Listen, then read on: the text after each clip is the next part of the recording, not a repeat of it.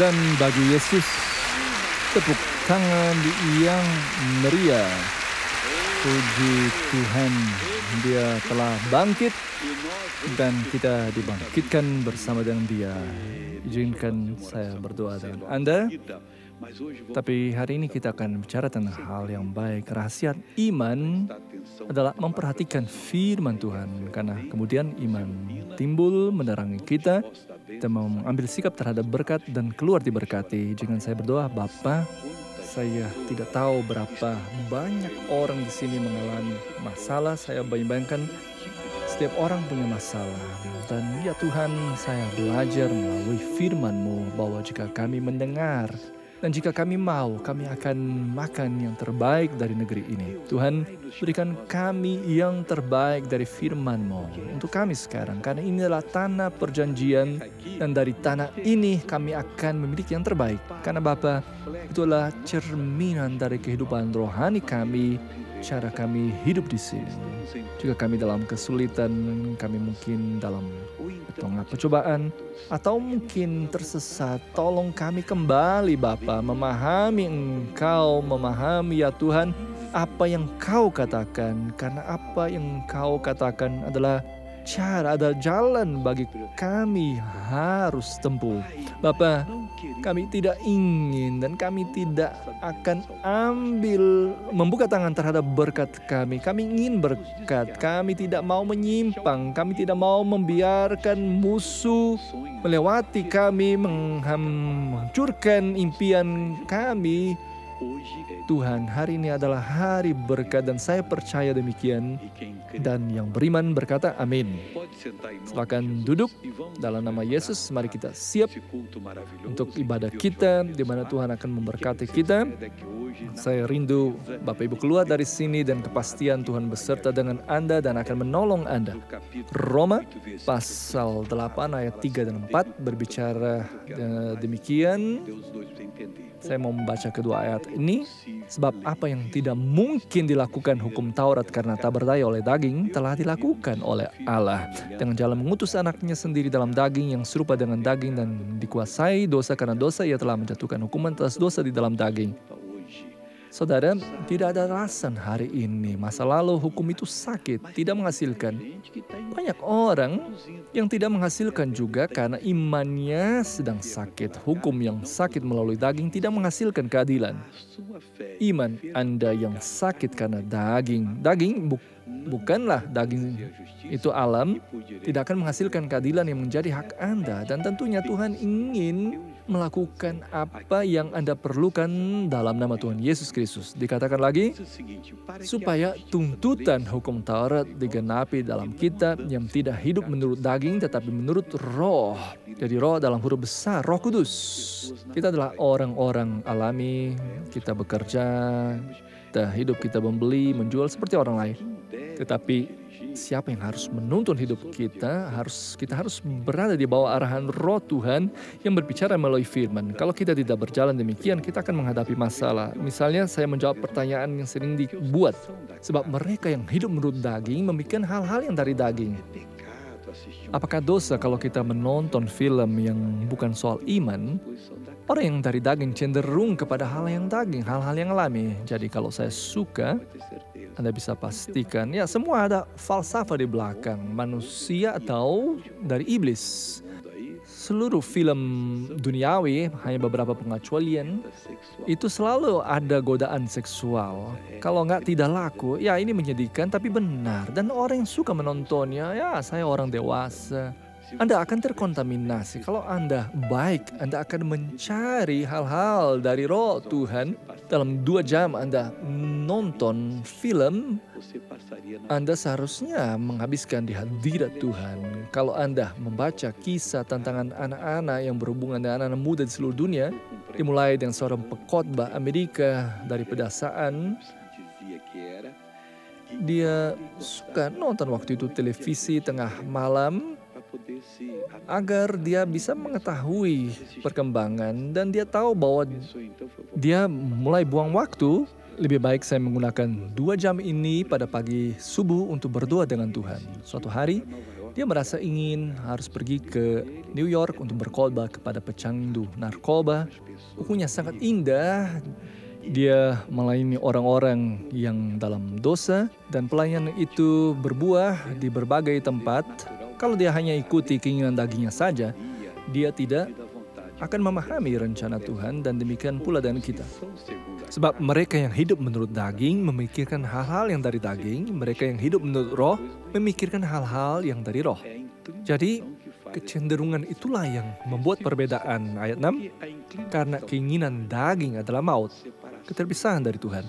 Tetapi keinginan roh adalah hidup dan damai sejahtera. Ketika orang-orang Kristen mengatakan tidak ada masalah minuman keras, tidak, kita harus bersandar pada hal-hal yang berasal dari roh Tuhan, karena adalah kehidupan rohani, hubungan dengan Tuhan, pemahaman dengan Tuhan, mengenal rencana Tuhan, dan melakukan. Banyak talenta yang hilang karena kesalahan ini, kesempatan besar mereka berpaling pada hal-hal kedagingan yang alami, tapi kita memiliki yang terbaik. Yang alami adalah untuk mereka yang belum mengenal Kristus. Mereka yang mengenal Kristus akan kehilangan banyak. Karena keinginan daging adalah maut, tetapi keinginan roh adalah hidup dan damai sejahtera. Sebab keinginan daging adalah perseteruan terhadap Allah, karena ia tidak takluk kepada hukum Allah. Hal ini memang tidak mungkin baginya. Saya bisa menyanyikan nyanyian duniawi, jangan. Mereka yang perlu belajar nyanyian kita, ada kompetisi di sini. Dan banyak nyanyian duniawi mempunyai maksud ketiga, dan Anda menyanyikan dan tahu apa yang sedang nyanyikan. Itu perseteruan terhadap Tuhan, sebab keinginan daging adalah perseteruan terhadap Allah, karena ia tidak takluk kepada hukum Allah. Hal ini memang tidak mungkin baginya. Ayat 8, mereka yang hidup dalam daging tidak mungkin berkenan kepada Allah. Tidak ada cara lain untuk menyenangkan Tuhan. Mau menyenangkan Tuhan, hiduplah dalam roh. Saya di sini mempelajari awal pemerintahan Ahab, putra Omri, Raja Israel. Israel waktu itu dibagi 2 bangsa.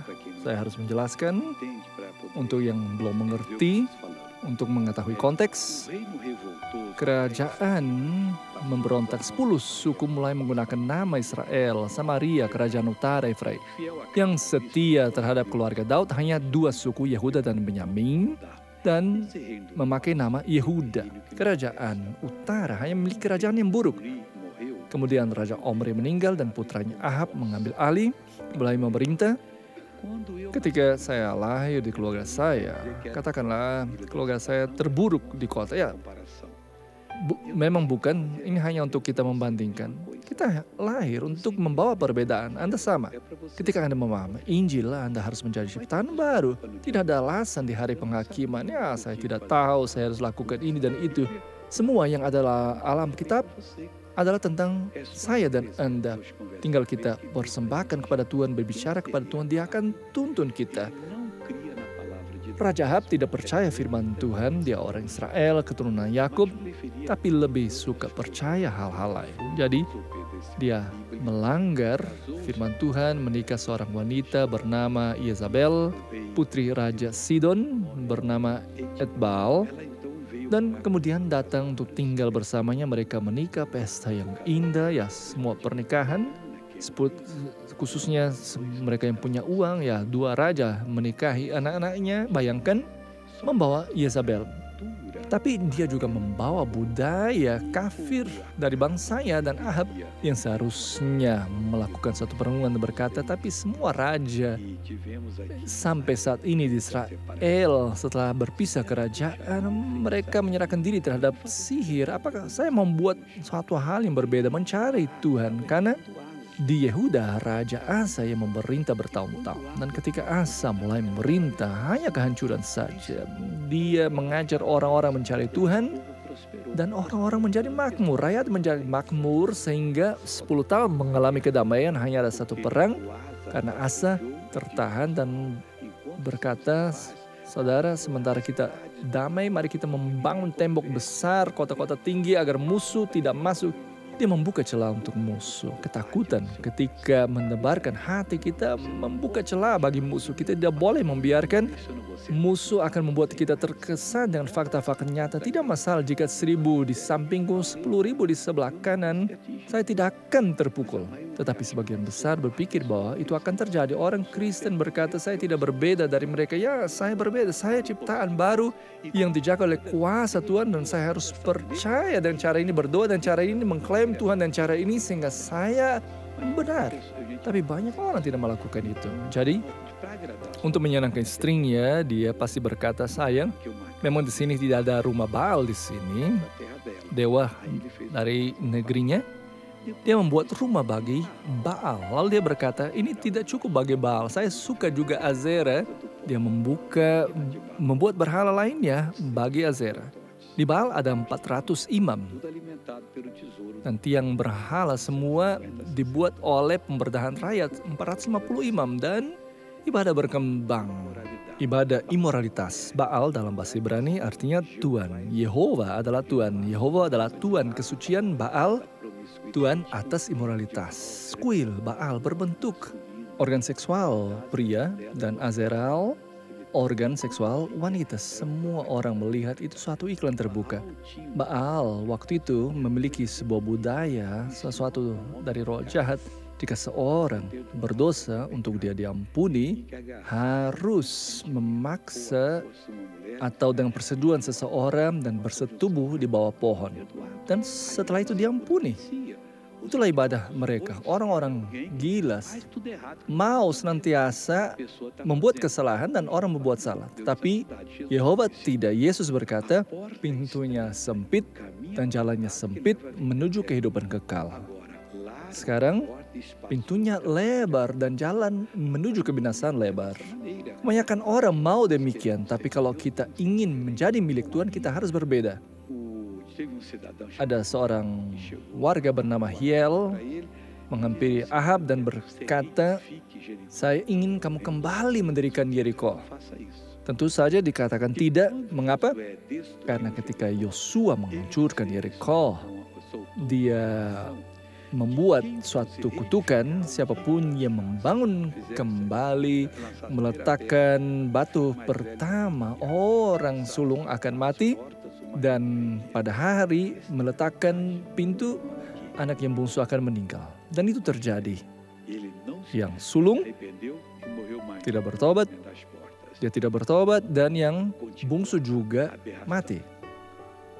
Tuhan memanggil seorang bernama Elia, penduduk Gilead, yang bukan seorang nabi, tetapi dia menyucikan hidupnya kepada Tuhan. Dan ini bedanya. Terkadang para nabi membiarkan dirinya menyimpang, kehilangan berkat Tuhan, dan Tuhan memanggil orang lain yang sedang mencari kesucian dan memerintahkan agar orang ini memarahi raja. Dia mendapat waktu menghadap raja, dia memarahi Ahab. Ahab pasti mengatakan banyak hal kepada dia, bagaimana saya percaya kepada kamu, kamu bodoh. Tapi kalau tidak mau percaya, menurut perkataanku tidak akan ada embun atau hujan sampai saya kirim. Dan Ahab pasti tertawa bagaimana kita bisa memerintah alam, dan itu terjadi. 6 bulan tanpa hujan dibandingkan dengan masa pelayanan Yesus. Elia tinggal di sana beberapa saat, tetapi kemudian Tuhan berkata, pasal 17, 1 Raja-Raja, Tuhan berbicara ayat 2, kemudian datanglah firman Tuhan kepadanya, pergilah dari sini, berjalan ke timur, dan bersembunyilah di tepi sungai Kerit, di sebelah timur sungai Yordan. Engkau dapat minum dari sungai itu, dan burung-burung gagak telah kuperintahkan untuk memberi makan engkau di sana. Saya mau menekankan di sana, di kebaktian terakhir, dia tidak bisa meninggalkan tempat itu. Dia mengatur akomodasi untuknya di sana. Pak Pendeta, bagaimana Ahab tahu? Saudaraku, ketika Tuhan melakukan pekerjaan, dia bisa saja menyuruhnya untuk berada di depan istana, dan Ahab tidak akan tahu. Ketika Tuhan melakukan sesuatu, tidak mungkin seseorang menemukan atau mencegahnya. Tapi dia harus tinggal di sana sendiri dan di sungai, dan dia tinggal lama sekali. Selama kemarau berlangsung atau hampir di akhir, dia tetap di sana. Tapi tibalah saatnya sungai mulai kering, karena dia berkata sebagai berikut, pergilah dari sini, berjalan ke timur, dan bersembunyi di tepi sungai Kerit, sebelah timur sungai Yordan. Kau dapat minum dari sungai itu dan burung-burung gagak telah kuperintahkan memberikan makan engkau di sana. Kalau dia pindah 1 kilometer ke sana atau kemari, dia tidak akan didukung. Dia bahkan berdoa agar dia membuat tempat di mana dia akan makan daging dan roti setiap hari, dan dia menghabiskan banyak waktu di sana untuk makan. Tapi mulai kering, apa yang terjadi? Tetap bertahan di hadapan Tuhan. Intinya, berdiri di hadapan Tuhan karena sudah merasakan dalam hati, datang ke gereja menerima berkat, atau melalui televisi atau di sini, Anda akan merasa waktu yang lain ketika ada arahan. Tidak perlu putus asa. Kurang lebih, ketika Anda tiba pada satu kota yang ada berbagai plat, ada plat belok kanan, setelah Anda belok kanan tidak ada lagi plat. Apa yang Anda akan buat? Anda akan terus. Bertahun-tahun lalu kami pergi ke pameran di Orleans, saya Pendeta Eber dan putra saya Davi, saya menyewa mobil, dan tertulis harus pergi ke sana. Kami masuk ke jalan raya, dan sedikit lagi Pendeta Eber katakan, Pak Pendeta, tidak ada lagi plat tanda arah. Saya pikir kalau tidak ada plat lagi kita lurus. Kalau salah, pertama kalinya saya akan menemukan sesuatu yang salah. Kita harus terus. 10 km ke depan tertulis belok ke sana. Saya katakan benar kan? Kalau kita merasa dari Tuhan, Tuhan akan memberkati, berkat akan muncul. Baca kalau Anda bisa. Saya tidak tahu apakah ada di sana, tapi coba pinjam atau sewa buku berjudul Peziarah. Ditulis tahun 1500-an, 1600-an, orang yang dalam penjara, dia menulis karena dia memberitakan Injil di Inggris. Ketika Tuhan berikan arahan, Anda langsung pergi. Lalu ada yang berbicara dengan baik, orang bijak, saya tidak tahu apa yang lagi, tidak, peziarah berkata, saya akan lurus. Dia menggambarkan godaan itu sebagai penyimpangan di tengah jalan. Tuhan memerintah, dia mulai berdoa, Tuhan sekarang bagaimana? Datanglah firman, lalu ia pergi dan ia melakukan seperti firman Tuhan, ia pergi dan diam di tepi sungai Kerit di sebelah timur Yordan. Pada waktu pagi dan petang burung-burung gagak membawa roti dan daging kepadanya dan ia minum dari sungai itu.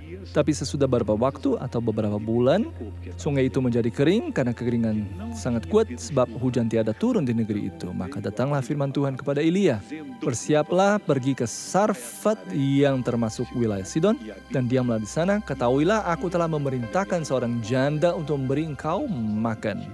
Jadi Tuhan menjaga, memelihara orang kalau dia mengikutinya. Kalau dia berkata, Tuhan maaf, terlalu jauh, saya akan tinggal di sini saja, saya tidak tahu, tidak akan terjadi apa ya, dia akan mati kelaparan. Jangan menjadi orang yang tidak tunduk terhadap Tuhan. Kalau Tuhan berfirman, musuh akan memancing godaan sini sana, tapi jangan biarkan godaan menguasai Anda.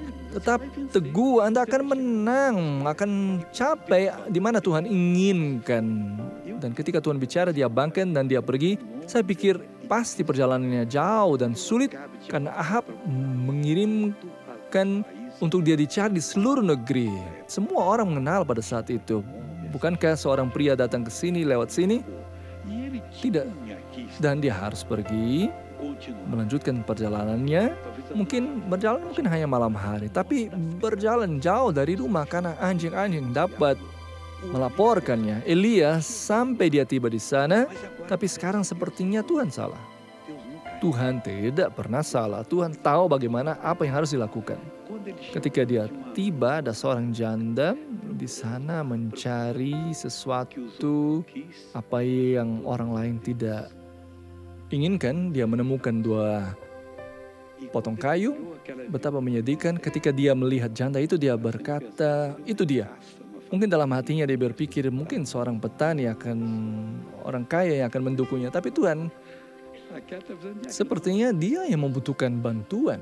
Tidak, saya menyuruhnya untuk menopang kamu. Saya ingat sekarang tahun 76, saya mendapat pelajaran dari Tuhan. Sampai hari ini saya ingat, ketika Anda dilukai, Anda tidak akan lupa. Waktu itu saya sedang meminta persembahan. Gereja ada 600 kursi, waktu itu besar sekali gedungnya.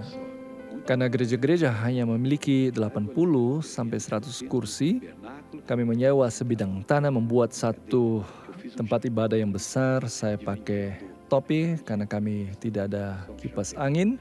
Jadi saya pakai topi karena kalau ada angin semua jadi segar. Ya, Tuhan berikan hikmat. Waktu itu tidak kipas angin dan semua tertampung dengan baik.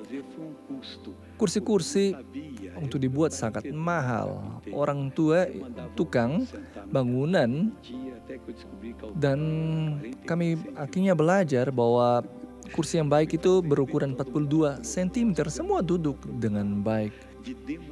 Kami membeli papan penghancur, ya. Semua yang kami lakukan demikian. Dan saya katakan waktu itu, pada hari kita menghancurkan gereja-gereja, jangan lupa kunci. Di sini ini mahal, datangnya dari Eropa yang harganya mahal. Saya membelinya dalam pembongkaran. Saya tidak tahu apakah mereka membuang, saya tidak tahu, tapi mereka mendirikan gereja di sana. Ya, saya waktu berkhotbah di sana, saya katakan, saya perlu persembahan hari ini 10 orang yang memberikan 1.000 real kira-kira hari ini. Dan seorang bapak yang sederhana, yang miskin, dia bangkit berdiri, berjalan. Saya lihat sandalnya compang-camping. Saya katakan, wah, orang ini akan membawa hanya 1 real di sini. Saya ulangi, saya sedang meminta 1.000 real, 10 lembar 100. Dan orangnya datang sambil pincang. Dan dia semakin mendekat. Suatu kali seorang anak kecil, dia datang, dia mau memberikan uang, saya tunduk dan dia mengatakan, tidak, ini milik saya. Wah, saya malu. Dan bapak itu datang, ya saya mengatakan, saya minta 1.000 real. Dia berkata, saya mendengar. Seperti seorang malaikat yang berkata, 1.000 itu 10 lembar 100. Ini 10 lembar 100. Air mata turun, saya berkata, Yesus, saya tidak percaya. Saya bertanya kepada Tuhan, saya tidak percaya, dan orang datang dan membawanya ke saya. Eliot melihat, bagaimana dengan ibu? Baik, bagaimana dengan Bapak? Dan mereka mulai berbincang di sana. Dan dia berkata, apakah ibu bisa memberikan sedikit air bagi saya? Tunggu sebentar, saya akan ambil. Dan dia pergi dengan tokat ambil air. Dan Elia berkata, kembali ke sini. Saya juga percaya bahwa Tuhan juga memberitahu kepada dia, lihat orang itu dia yang akan menopang Anda. Yesus berkata tentang hal ini. Banyak janda di Israel, tidak satu pun diutus kepada Elia kecuali dari Sarepta, dari Sidon, di sana di Lebanon untuk menghidupi seorang janda karena anak itu percaya dan berdoa. Kemudian ketika dia melihat, tapi Tuhan, orang itu sepertinya sudah lama tidak mandi, wajahnya sepertinya orang yang makan sedikit. Dia berkata, tapi saya berpikir bahwa ada orang kaya yang akan datang untuk mengurus rumah saya, mendukung saya dan anak saya. Dan dia pergi mengambil air, dan ketika dia pergi ambil air, kembali ke sini, tolong bawakan roti juga. Wah, maafkan saya, tidak mungkin. Lihat 2 kayu di sini, saya sedang ambil untuk membuat kue. Hanya memiliki sedikit tepung di panci saya, sedikit minyak. Saya akan membuat untuk saya dan anak saya. Terakhir, kita akan buat dan kita akan mati. Lihat betapa hal yang indah. Perempuan itu menjawab, demi Tuhan Allahmu yang hidup sesungguhnya, tidak ada roti pada aku sedikit pun, kecuali segenggam tepung dalam tempayan dan sedikit minyak dalam buli-buli. Dan sekarang aku sedang mengumpulkan 2-3 potong kayu api. Kemudian aku mau pulang dan mengolahnya bagiku dan anakku, dan setelah kami memakannya, maka kami akan mati. Tapi Elia berkata kepadanya, janganlah takut. Kemudian roh Tuhan memberontak dalam dirinya, tergerak. Sahabat, ini momen terindah dalam iman Kristen ketika Anda berdoa mendengar firman dan Anda bangkit, roh Tuhan menggerakkan Anda, dan dia pergi merasa dia katakan, jangan takut, pulanglah, buatlah seperti yang kau katakan, tetapi buatlah lebih dahulu bagiku sepotong roti bundar kecil daripadanya, dan bawalah kepadaku, kemudian barulah kau buat bagimu dan bagi anakmu. Sebab beginilah firman Tuhan Allah Israel, tepung dalam tempayan itu tidak akan habis, dan minyak dalam buli-buli itu pun tidak akan berkurang, sampai pada waktu Tuhan memberi hujan ke atas muka bumi. Lalu pergilah perempuan itu dan berbuat seperti yang dikatakan Elia, maka perempuan itu dan dia serta anak perempuan itu mendapatkan makanan beberapa waktu lamanya. Saudara, gerakan roh Tuhan, inilah yang Anda perlukan. Ketika Anda mulai bergerak, berikanlah kebebasan. Biarkan Tuhan memperpanjang tenda tempat tinggal Anda. Jangan mencegahnya, kata Alkitab. Datang saat mungkin bisa bertahan 1 detik, 1 jam, 1 hari, sebulan. Anda merasakan Tuhan bicara. Buka hati Anda seperti tidak pernah terbuka. Berdoa seperti tidak pernah berdoa sebelumnya. Percaya sebagaimana tidak pernah percaya, karena Tuhan akan melakukan berkarya dalam hidup Anda. Saat itu, saat kunci bagi Elia yang bisa mengatakan, Tuhan, sungguh menyedihkan. Tuhan mengutus saya ke sini. Kalau bisa, saya akan meminta makanan untuk orang lain. Saya bertanggung jawab mengapa hujan tidak turun. Dan wanita ini, tapi Tuhan, saya memiliki sedikit ini sekarang, dan dia menyuruh dan melakukannya. Ketika kalian berdua menyetujui apapun yang kalian minta, itu akan dilakukan oleh Bapa saya di surga. Waktu saya berkhotbah, saya menantang para sponsor. Mereka yang adalah para sponsor belum mendengarkan saya berkata, bulan ini Anda akan membantu sebagaimana biasa, tetapi katakan kepada Tuhan, jika Tuhan membantu saya akan menggandakan. Kita sedang membutuhkan karena efek dari karnaval, dan Tuhan akan melakukannya. Banyak orang tidak mencapai apapun karena hanya hidup dalam alam yang wajar. Tapi ini bisa membuka berkat bagi Anda. Jika memberi, Anda akan pergi sampai titik terakhir dan Tuhan akan memberikan dalam nama Yesus. Ini adalah bulan pelipat gandaan, bulan perubahan dalam nama Yesus. Hasilnya, dia makan, dia rumahnya, dan mereka tidak punya masalah. Bahkan ketika Tuhan memberi hujan, tenang, bukan hujan kecil, hujan untuk menanam gandum, makan waktu 3-4 bulan untuk tumbuh dan matang. Saya tidak begitu mengenal jenis gandum apa itu. Saya tidak menanam gandum, saya pernah tanam jagung, padi, kurang lebih 100 hari. Gandum saya tidak tahu, tapi saya pikir serupa Tuhan melakukan dengan cara yang demikian. Dan mereka memanen, zaitun menjadi indah, daun tumbuh, berbunga, buah muncul, dan mereka mendapatkan lebih banyak minyak. Sampai hari itu Tuhan menghormati firman-Nya. Sampai hari Israel masuk ke Kanaan, mana jatuh dari langit. Ketika mereka masuk tanah, Tuhan berhenti mengirimkan mana. Sekarang dengan Anda, dan mereka memanen apa yang sudah ditanam, karena mereka mengambil tanah dan menikmatinya. Kita sudah masuk tanah perjanjian untuk melakukan kehendak Tuhan. Tanahnya penuh mengalir dengan susu dan madu. Saudara, masuk dalam doa dengan matam. Serahkan diri Anda kepada Tuhan. Anda tidak pernah alami sesungguhnya apa yang Tuhan dapat lakukan dalam hidup Anda, dan Dia mau memberkati Anda dalam nama Yesus. Dia menjaga Elia dalam segala hal, dan Dia setia dalam segala hal. Pergi ke sini, buat ini, dia buat itu, sampaikan nubuat ini. Kalau dia adalah nabi palsu dan dia memberikan kue tidak makan, apa yang akan terjadi?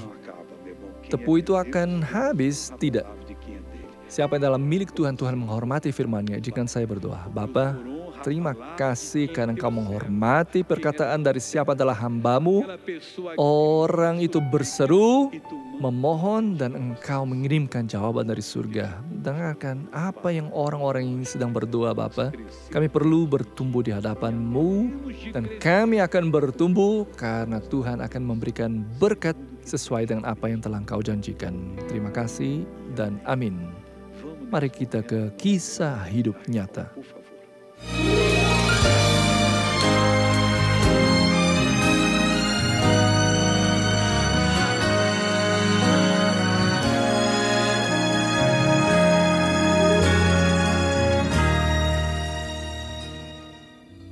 Saya sedang mencari sesuatu untuk mengisi saya. Kemudian mereka mulai berkata kepada saya, pergi ke pusat spiritisme dan akan menerima berkat.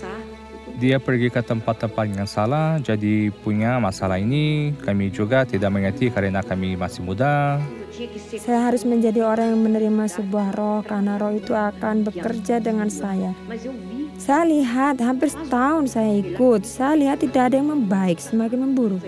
Anak-anak saya melihat saya kerasukan di rumah. Sikapnya menakutkan, tetapan cara gerak tubuh wajah berubah. Saya harus banyak sabar dengannya ketika dia mengambil seorang anak untuk dipukul seperti akan membunuh.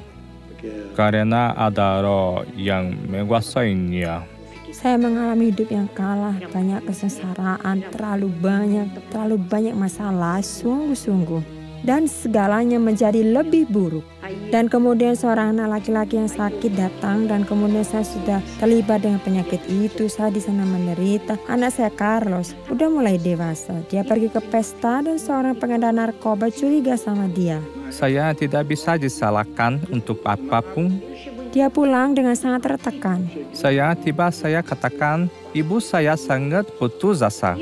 Dan waktu itu saya sudah mengunjungi gereja, beberapa gereja. Tuhan menunjukkan bahwa dia menginginkan sesuatu dengan saya. Beberapa saudara berbicara dengan dia dan segalanya, dan melalui itu saya sudah meneruskan dia ke gereja.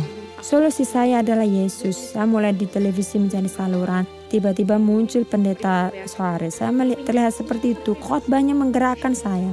Bernardinha pergi ke gereja Da Graça dan mulai dilepaskan.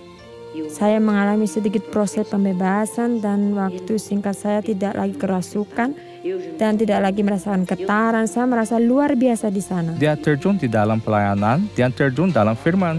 Dia lebih tenang dan segalanya yang terbaik. Tidak ada keluhan. Ibu saya berubah, ibu saya tidak lagi memiliki gejala itu dan kami akhirnya mau mencari Tuhan. Jose menderita jatuh di tempat kerja dan berisiko meninggal. Dan pada saat itulah Bernardina tersentuh untuk menjadi sponsor bagi hidupnya. Hari itu saya membuat keputusan, saya akan mendaftarkan diri. Karena saya percaya kepada Tuhan dan saya ingin ke sana dan menemukan hidup. Dan Tuhan memberi saya rahmat itu. Setelah semua proses ini, saya melihat perubahan pada suami saya. Kemudian kami pergi ke gereja negara. Tuhan membebaskan saya. Yesus mengubah segalanya dalam hidup saya. Kemudian saya dipanggil untuk menjadi kolaborator. Saya menginjili. Saya melakukan apa yang Tuhan perkenankan saya di sini, di rumah Tuhan. Dia selalu menjadi orang yang selalu membantu gereja. Dia selalu di sini bersatu dengan kami dalam doa dan dengan penuh iman dan berhasil menang. Seorang ayah harus mengajarin anaknya cara harus berjalan dengan benar, yaitu bersama Tuhan.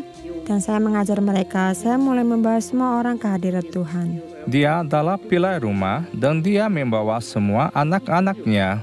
Yesus itu baik, dia hebat. Kita dalam melayani Yesus. Saya mencari, saya melihat, tapi saya melihat ke arah lain. Tetapi pada hari saya menemukannya. Saya menemukannya, benar-benar menemukannya. Saya hidup dengan gembira, suami saya dan seluruh keluarga.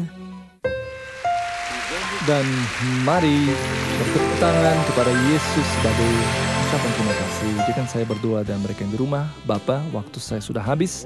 Tapi saya berdoa dan mereka yang di rumah sekarang, saya menegur semua kejahatan dalam nama Tuhan Yesus. Pergi keluar dalam nama Yesus. Amin.